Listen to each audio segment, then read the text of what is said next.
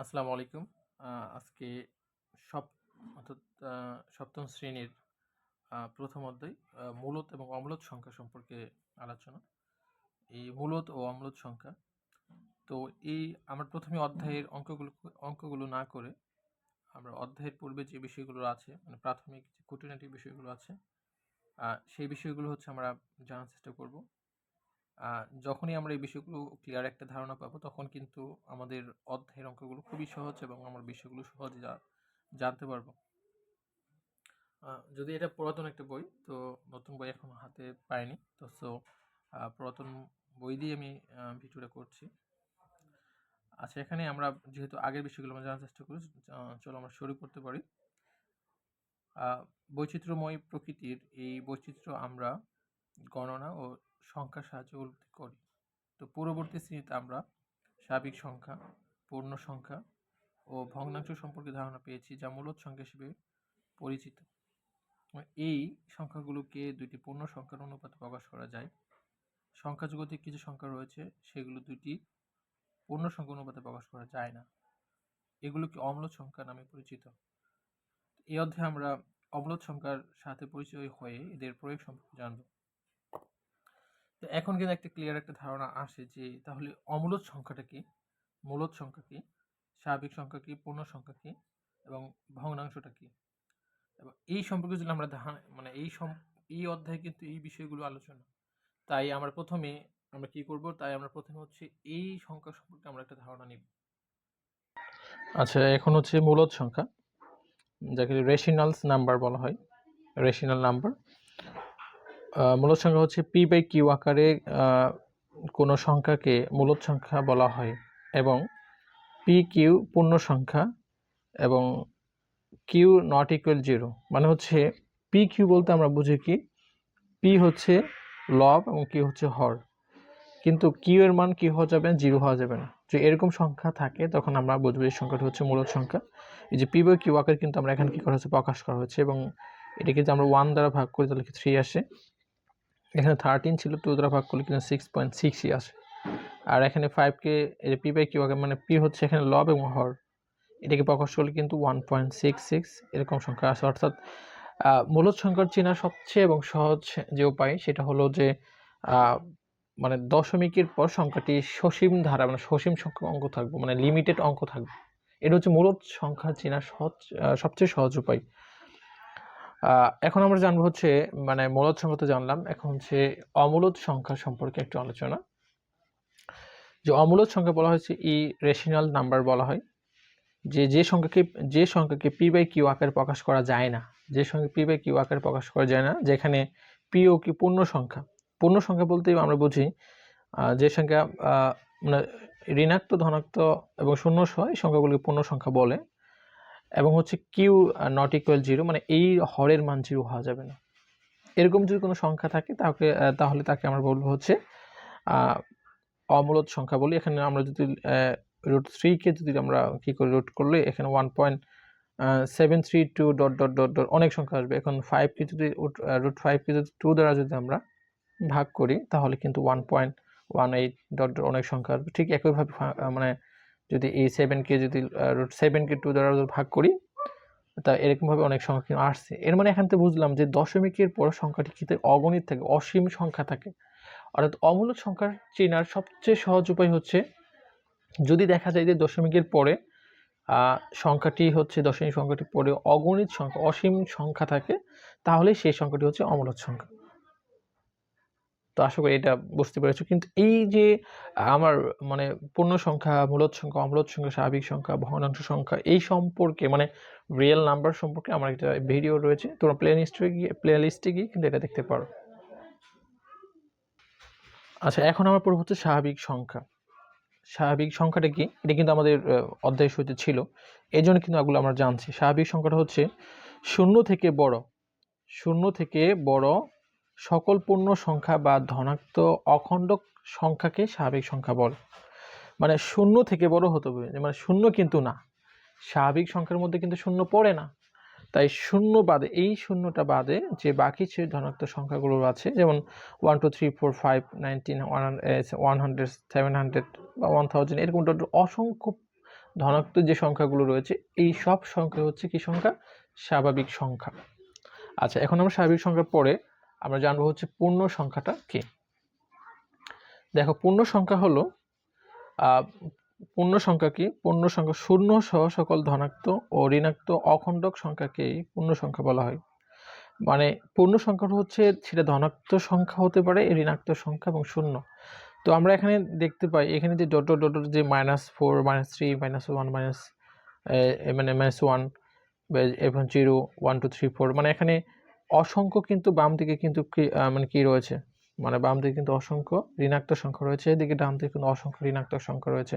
অর্থ হচ্ছে সকল ঋণাত্মক এবং ধনাত্মক এবং শূন্য সহ যে সংখ্যাগুলো রয়েছে সবই সংখ্যাগুলোকে বলে পূর্ণ সংখ্যা বলা হয়। তো পূর্ণ সংখ্যা কি, এটা কিন্তু আমরা জানলাম। এখন আমরা জানবো হচ্ছে ভগ্নাংশ।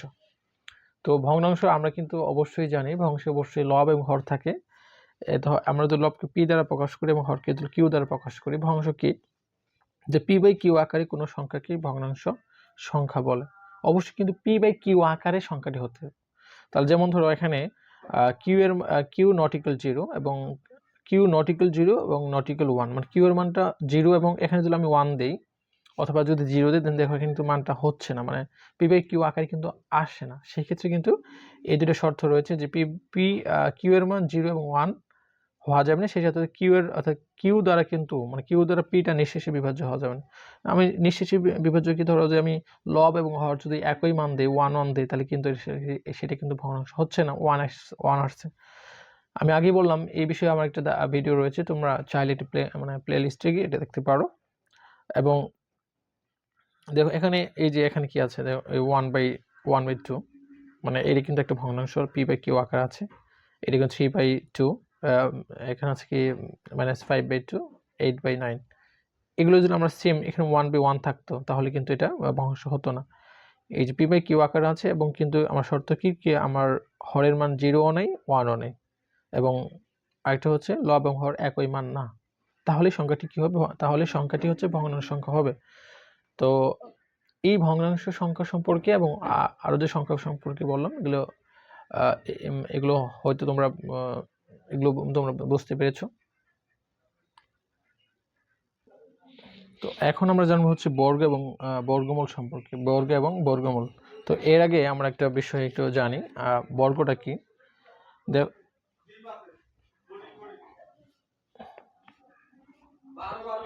এখানে বিষয়ে যদি আমরা আলোচনা করি, আচ্ছা আমরা জানি যে আমরা কিন্তু 6 এবং অর্থাৎ 5 এবং 6 পড়েছি যে বর্গটা কি। বর্গ হচ্ছে যে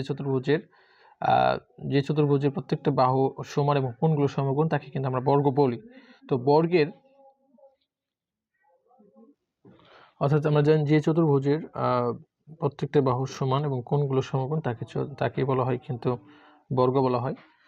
তো এখন আমরা জানি বড় ক্ষেত্রে যদি তোমাকে ক্ষেত্রফল যদি বের করতে বল, ধরো এই বাহুর দৈর্ঘ্য হচ্ছে ধরলাম হচ্ছে 3, এর মানে সবগুলো কিন্তু 3 3, সবগুলোকে 3 3 না, সবগুলো কিন্তু 3 3।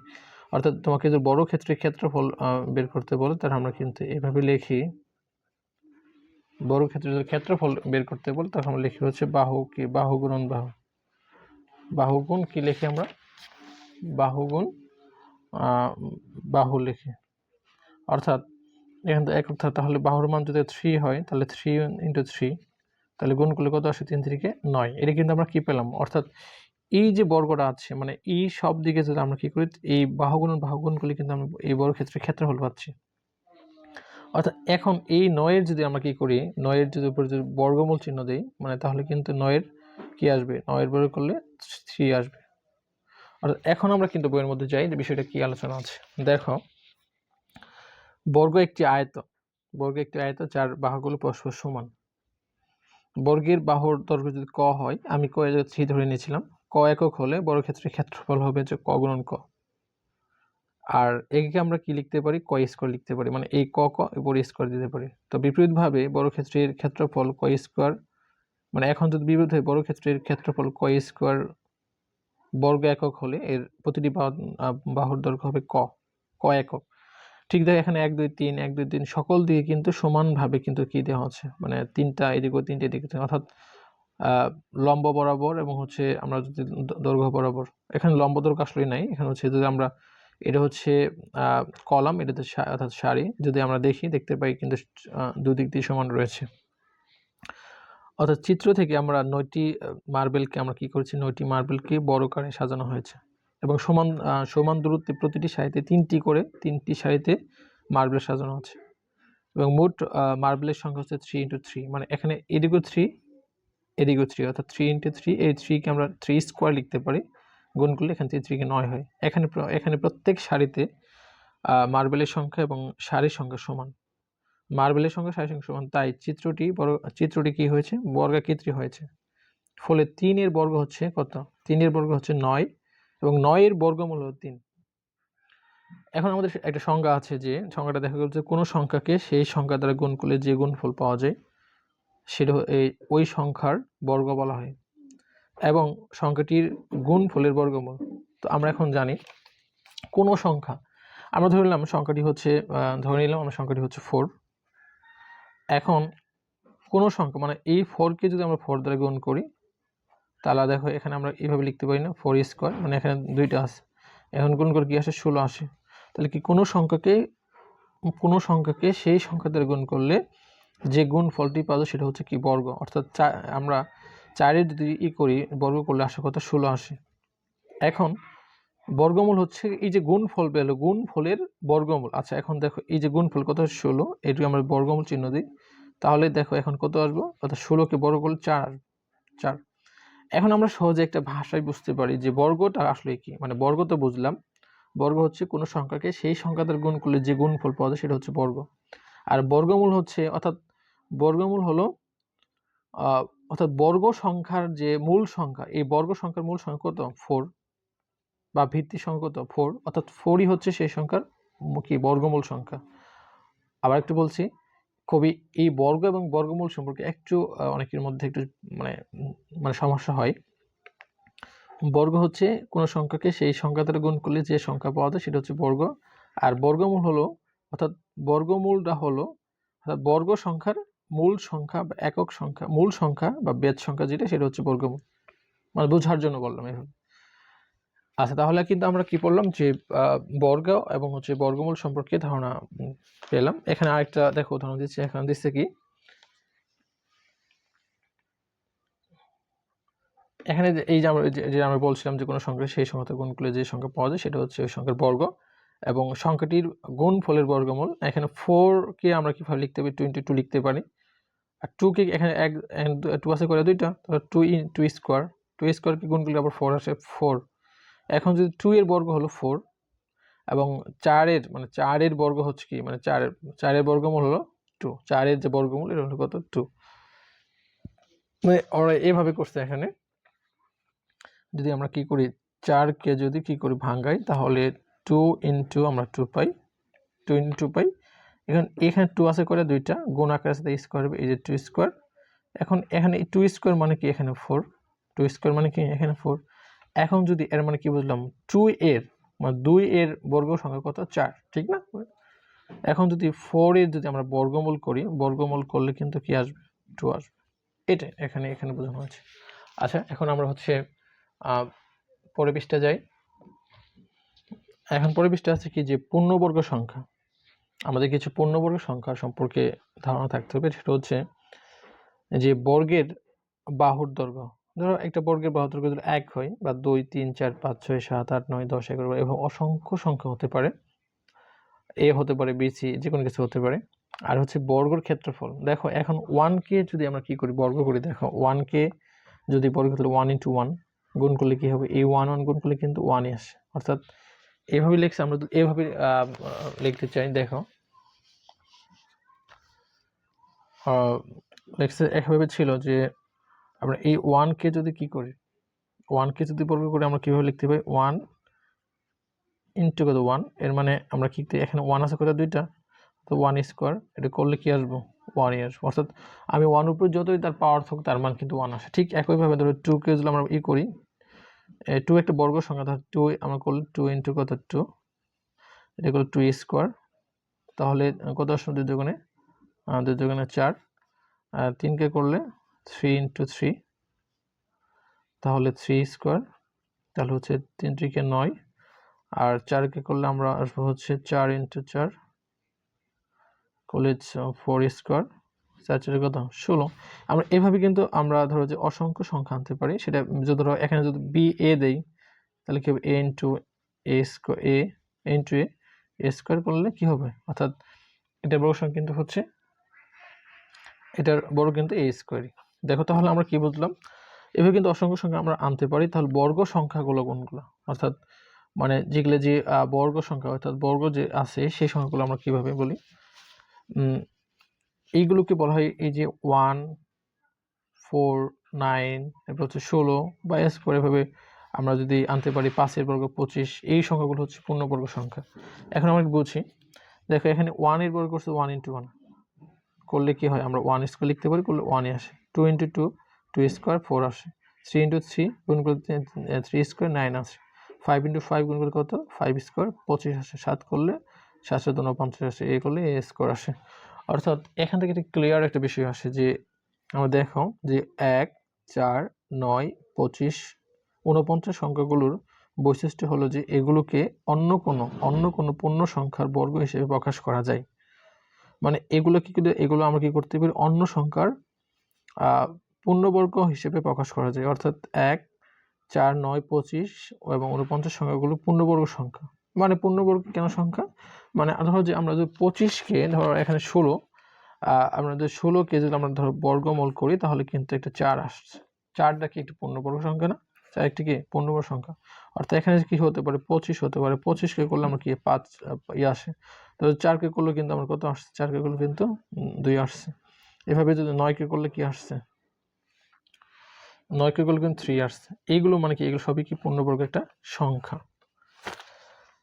এখন আমরা এটা কি বুঝতে পারি, পূর্ণবর্গ সংখ্যা এগুলো, অর্থাৎ পূর্ণবর্গ সংখ্যার বর্গমূল একটি কিন্তু স্বাভাবিক সংখ্যা। মানে পূর্ণবর্গ করার পর অর্থাৎ 25কে যদি আমি বর্গ করতে 5 পাচ্ছি 25, অর্থাৎ 25 বর্গ 5 আসে, তো 5টা হচ্ছে একটি স্বাভাবিক সংখ্যা। অর্থাৎ যেমন 21 ধরো এর বর্গ হচ্ছে 21, মানে বর্গ করলে 21 স্কোয়ার বা 21 × 21 এটা করলে আমাদের বর্গ করলে আসে তোমার 441 একটি পূর্ণবর্গ সংখ্যা। এবং 441কে যদি আবার কি করি, আমরা যদি বর্গমূল করি তাহলে 21 আসে। মানে বিষয়টা এইভাবে বলছে, ধরো যে 21কে যদি আমরা কি করি, যে মানে বর্গ করি তাহলে 21 ধরো 21 × কত 21, আমরা তাহলে এটাকে লিখতে পারি হচ্ছে 21 স্কোয়ার। অর্থাৎ 21কে যদি আমরা বর্গ সংখ্যা করি তাহলে হচ্ছে এটা কত আসে 441 আসে। এখন যদি এই 441কে যদি আমরা কি করি, আবার যদি বর্গমূল করি তাহলে কিন্তু আবার 21 আসছে।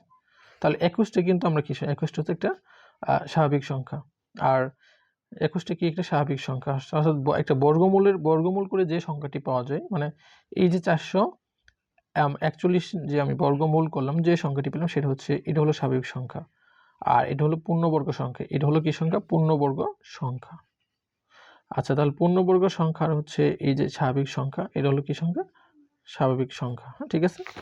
এখন দেখো আরেকটা এখানে একটা বিষয় আছে যে সাধারণভাবে একটি স্বাভাবিক সংখ্যা m কে যদি অন্য একটি স্বাভাবিক সংখ্যা n এর বর্গ, মানে n এর বর্গ যদি n স্কোয়ার আকারে প্রকাশ করা যায়, তবে m বর্গ সংখ্যা যা আমরা দেখলাম, এবং m সংখ্যাগুলোকে পূর্ণবর্গ সংখ্যা বলে। মানে এখানে কিন্তু বিষয়টা কিন্তু আমরা ক্লিয়ার বুঝেছি। মানে একটা সংখ্যাকে যদি আমরা বর্গ করি, বর্গ করলে যে মানে যে পূর্ণবর্গ মানে যে বর্গ সংখ্যাটা আসে সেই বর্গকে আবার বর্গমূল করলে যে সংখ্যা আসে, সেটা কিন্তু একটা মানে এর পূর্ণবর্গ সংখ্যা কোনটা, এই যে একটা পূর্ণবর্গ সংখ্যা, ওই ঠিক এইভাবে কিন্তু এখানে বোঝানো হয়েছে। এখন আমরা জানবো হচ্ছে, মানে এখন আমরা জানবো যে বর্গ সংখ্যার যে ধর্ম রয়েছে, বর্গ সংখ্যার যে ধর্ম সেটা বিষয় হচ্ছে আমরা ক্লিয়ার একটা ধারণা নিব। দেখো যে বলছে কি, বর্গ সংখ্যার ধর্ম হচ্ছে নিচের সারণীতে 1 থেকে 20 সংখ্যার বর্গ সংখ্যা দেওয়া আছে এবং খালি ঘরগুলো পূরণ করো। তো এটা হচ্ছে বর্গ, এটা সংখ্যা, যে 1 2 3 4 5 6 সংখ্যা। দেখো 1 এর যে বর্গ করলে কিন্তু একই আসে, আমরা একে দেখছি। 2 এর বর্গ 4, 3 এর 9 এবং 4 এর করলে 4 কত আসবে 16, 4 4 16, 5 এর করলে 25, 6 করলে 36, 7 এর বর্গ করলে হচ্ছে 7 7 49, এটা হচ্ছে 49 আসবে 49। আর এটা করলে হচ্ছে 8 এর করলে 64, 9 এর করলে হচ্ছে 81, 10 এর করলে 100। 10 করলে কত আসে? 100 আসবে। আর 11 করলে 121, 12 করলে হচ্ছে 100 কত আসে? 12 করলে 144 আসে, 144 আসে, মানে 144 কিন্তু আসে। এবং 13 করলে 169, আর 14 করলে হচ্ছে 196। এরপর হলো 15 যদি বর্গ করি, দেখো 15, এই 15 যদি আমরা কি করি, বর্গ করি, 15 গুণন 15, তাহলে 15 বর্গ করলে হচ্ছে এখানে করলে মানে 15 স্কোয়ার, এর মানে হচ্ছে কত? 225 আসে, 225 আসে। তারপর হচ্ছে আমরা যদি 16 যদি বর্গ করে আসে 256, 17 করলে হচ্ছে 289, 18 করলে হচ্ছে 224, 19 করলে হচ্ছে 300, সরি এটা হচ্ছে 324, 361, আর 20 করলে হচ্ছে কত? 20 বর্গ করা, এই যে 20 বর্গ করলে আমরা কি পাই? 20 বর্গ করলাম, 20 অর্থাৎ 20 × 20, এটা করলে হচ্ছে 20 স্কোয়ার। স্কোয়ার বলতে কি, এটা কিন্তু সমস্ত পর আছে, মানে এরকম করলে আসবে কত? 400 আসবে, 400, ঠিক আছে, এটা কিন্তু 400 মান আসবে। তো আমরা একটা জিনিস কিন্তু খেয়াল করেছি, অর্থাৎ বর্গ সংখ্যার একক সংখ্যাগুলোর প্রতি আমরা একটু খেয়াল করি। যে এখানে দেখতে পাই যে সারণীভুক্ত সংখ্যাগুলোর এককের ঘরে অঙ্কগুলো ভালোভাবে পর্যবেক্ষণ করি। এককের ঘরে যে ঘর আছে, এখানে তো একটা করে সংখ্যা আছে, কিন্তু দেখো এখানে দুইটা সংখ্যা, কিন্তু এই যে এককের ঘরের সংখ্যাগুলো যেমন 6, 9, 4, 1, 0, এই সংখ্যাগুলো আমরা খেয়াল করে দেখি। তো খেয়াল করে দেখলে যে এককে, অর্থাৎ এই সংখ্যাগুলোর একক স্থানে কি 0, 1, 4 এবং 5, 6 বা 9 এই সংখ্যাগুলো আছে, মানে এই যে সংখ্যাগুলো আছে, এই সংখ্যাগুলোর প্রতি আমরা খেয়াল করি, দেখি যে কোনো বর্গ সংখ্যার একক স্থানে যদি কি থাকে, এইটাও কিন্তু একক স্থানে 2, 3 এবং 7, 8 অঙ্কটি নেই। অর্থাৎ যে স্থানের বর্গ সংখ্যার, যদি আমরা বুঝলাম যে বর্গ সংখ্যার একক স্থানে, অর্থাৎ একক স্থানে 0, 1, 4, 5 এবং 6 এবং 9 থাকে, সেই সংখ্যা হচ্ছে পূর্ণবর্গ একটা সংখ্যা, পূর্ণবর্গ সংখ্যা। আর যে আর যদি কি থাকে 2, 3, 7 এবং 8 থাকে, সেটা পূর্ণবর্গ সংখ্যা নয়। আচ্ছা, আমরা এখন এই কাজ দেখো, কাজ বলতে কি, যে 1 নম্বর, যে কোনো সংখ্যার একক স্থানে অঙ্ক 0, 1, 4, 5, 6, 9 হলে সংখ্যাটি কি বর্গ সংখ্যা হবে? হ্যাঁ, সংখ্যাটি বর্গ সংখ্যা হবে। আর 2 নম্বর হচ্ছে নিচের সংখ্যাগুলোর কোনগুলো পূর্ণবর্গ সংখ্যা তা নির্ণয় করতে বলছে। এই যে সংখ্যাগুলো আছে, অর্থাৎ এখানে যে 20, 62, এরপর 1057, এই সংখ্যাগুলো কি পূর্ণবর্গ সংখ্যা কিনা সেটা আমাদের খুঁজে বের করতে বলছে। এবং 3 নম্বর যে কাজটা ছিল, যে 5টি সংখ্যা লেখো যার একক স্থানে অঙ্ক দেখেই তা বর্গ সংখ্যা নয় বলে তুমি সিদ্ধান্ত নিতে পারবে। এখন আমরা এই কাজগুলো আমরা দেখব। এখন হচ্ছে এই কাজগুলো আমরা হচ্ছে দেখি। দেখো, প্রথম যে আমাদের অঙ্ক ছিল, দেখো প্রথম যে অঙ্কটা ছিল সেটা হচ্ছে কোনো স্থানের একক স্থানের অঙ্ক যদি এই থাকে, মানে কোনো একক স্থানের স্থানীয় অঙ্ক যদি 0, মানে হচ্ছে 0, 1, 4 এবং 5, 9, মানে 5, 6 এবং 9 হলেই সংখ্যাগুলো কি পূর্ণবর্গ হবে? হ্যাঁ, আমরা তো পড়েছি যে কোনো স্থানের একক স্থানের অঙ্ক, এই যেখানে আমি উল্লেখ করে দিচ্ছি যে 0, 1, 4, 5, 6, 9 এই সংখ্যাগুলো যদি একক স্থানে থাকে, তাহলেই বুঝতে হবে যে সংখ্যাটি হচ্ছে একটা পূর্ণবর্গ সংখ্যা। তাহলে সংখ্যাটি হচ্ছে কি সংখ্যা? বর্গ সংখ্যা। অর্থাৎ এই সংখ্যাটি হলো বর্গ সংখ্যা। এটাকে আমরা কি লিখবো? হ্যাঁ। উত্তর এখানে কি আসবো? আমরা হ্যাঁ লিখতে পারি। হ্যাঁ, উত্তরটা হবে কি? হ্যাঁ। আচ্ছা, 2 নম্বর অঙ্ক ছিল যে এখানে যে সংখ্যা ছিল, অর্থাৎ 20, 62, মানে এই 20, 62, এরপর 10, 57, অর্থাৎ 1057, এই সংখ্যাগুলো কি বর্গ সংখ্যা কিনা, এই সংখ্যাগুলো কি মানে পূর্ণবর্গ সংখ্যা কিনা তা আমাদেরকে বলতে বলছে। তো এখন দেখো, আমরা বাই করে দেখি যে সংখ্যার পূর্ণবর্গ সংখ্যা কিনা। দেখো, এখানে প্রথম একক স্থানে আমরা আরেকটা বিষয় হচ্ছে, যদি কোনো সংখ্যার একক স্থানে যদি কি থাকে 2, 3, 7, 8 থাকে, তাহলে সংখ্যাটি পূর্ণবর্গ সংখ্যা নয়। অর্থাৎ এগে থাকলে সংখ্যাটি পূর্ণবর্গ সংখ্যা হবে না। এই সংখ্যাগুলো থাকলে, অর্থাৎ 2, 3, 7, 8 থাকলে সংখ্যাটি পূর্ণবর্গ, অর্থাৎ সংখ্যাটি কি হবে না? মানে পূর্ণ বর্গ সংখ্যা হবে না। মানে বর্গ সংখ্যা হবে না আর কি। আচ্ছা, তাহলে বুঝতে পারি যে প্রথম এখানে কি ছিল? 2, এর মানে এটা পূর্ণবর্গ সংখ্যা না। এটা হচ্ছে 7, এটা পূর্ণবর্গ সংখ্যা না। এটা 3, এটা পূর্ণবর্গ সংখ্যা না। অর্থাৎ এখানে একটাও কিন্তু পূর্ণবর্গ সংখ্যা না। এখন আরেকটা প্রমাণ করি কেন পূর্ণবর্গ সংখ্যা না। এখন দেখো আমরা যদি এটা মানে বর্গমূল দিই তাহলে কি আসে, এটাকে বর্গ করলে আমরা দেখতে পাই যে মানে বর্গ করলে আসবে হচ্ছে 45.409 মানে ডট ডট অসংখ্যার সংখ্যা আসে, মানে এটা একটা কি, এটা কিন্তু একটা অমূলদ সংখ্যা। ঠিক এটাকেও যদি আমরা কি করি, যদি বর্গ করি তাহলে কিন্তু এভাবে অর্থাৎ 32 এক সামথিং ডট ডট আরো অসংখ্য সংখ্যা আসছে। ঠিক একইভাবে সবগুলো সংখ্যাই যদি আমরা বর্গ করি তাহলে কিন্তু এখানে অনেক সংখ্যা আসবে, সেটা পূর্ণবর্গ সংখ্যা হবে না। আমরা এই সূত্র থেকে কিন্তু পাই যে 2, 3, 7 থাকলে সংখ্যাটি পূর্ণবর্গ সংখ্যা হবে না। তারপর হচ্ছে 3 নম্বর অঙ্ক, যে 3 নম্বর বলছে যে এমন সংখ্যা লেখো যার একক স্থান দেখেই তুমি বলবো যে এটা বঙ্গবর্গ সংখ্যা। এমন সংখ্যা কি হতে পারে, ধরো 42 কিন্তু বর্গ সংখ্যা নয়, কারণ একক স্থানে কি আছে, 2 আছে। ধরো আমি বললাম 53, এটা কিন্তু বর্গ সংখ্যা নয়, কারণ একক স্থানে 3 আছে। ধরো আমি বললাম হচ্ছে 107, এটাও কিন্তু একক সংখ্যা নয়, এটা কি আছে, তোমার হচ্ছে 3 আছে। এটা হতে পারে, ধরো আমি এটা লিখলাম যে 1007, এটাও কিন্তু বর্গ সংখ্যা নয়। সেটা হতে পারে যে ধরো এই সংখ্যাটা আমাদের এখানে ছিল কত, 10,318, এটাও কিন্তু পূর্ণবর্গ সংখ্যা নয়, কারণ হচ্ছে এখানে কি আছে, 8 আছে। মানে এগুলো যদি আমরা বর্গ করে দেখি, এগুলো একটাও কিন্তু পূর্ণবর্গ সংখ্যা হবে না, মানে সেটা স্বাভাবিক সংখ্যাতে আসবে না, মানে দশমিক সংখ্যায় মানে অমূলদ সংখ্যায় পরিণত হবে। তাই এগুলো কি সংখ্যা নয়, এগুলো হচ্ছে পূর্ণবর্গ সংখ্যা নয়, আমরা দেখে বুঝতে পারি, কারণ হচ্ছে এই স্থানগুলো 2, 3, 7 এবং হচ্ছে কি রয়েছে, 8 রয়েছে। তো আশা করি তোমরা এই বিষয়গুলো বুঝতে পেরেছো। যদি ভিডিওটা ভালো লাগে অবশ্যই লাইক এবং শেয়ার করবে, এবং অবশ্যই সাবস্ক্রাইব করে রাখবা, যাতে করে আমি ভিডিও ছাড়ার সঙ্গে তোমার কাছে পৌঁছে যাই। আমি কিন্তু এই বইটা সম্পূর্ণ কোর্স কমপ্লিট করব ধাপে ধাপে, সেই ধাপে ধাপে কমপ্লিট করব। তো আশা করি তোমরা আমার সাথেই থাকবা। Thank you very much. আসসালামু আলাইকুম।